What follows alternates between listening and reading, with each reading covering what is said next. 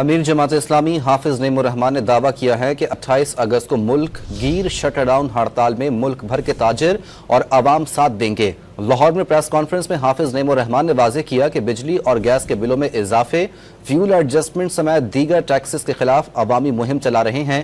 1 ستمبر سے ممبرشپ مہم کا آغاز بھی کیا جائے گا۔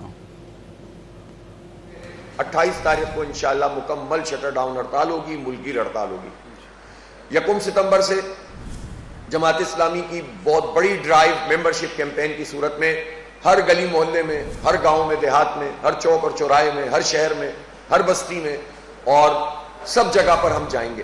اور خاص طور پر پاکستان میں جو پوٹینشل ہے وہ یوتھ کا ہے، جنہیں مایوس کیا جا رہا ہے۔ ان نوجوانوں کو امید دلانے کے لیے اور پاکستان سے وابستگی کو مضبوط کرنے کے لیے اور ایک بہتر پاکستان کے لیے اور اس سارے ظلم کے نظام کے خاتمے کے لیے، اس جبر کے خاتمے کے لیے جو پاکستان کے عوام پر مسلط ہے، ہم ایک زبردست موبلائزیشن کی کیمپین شروع کر رہے ہیں۔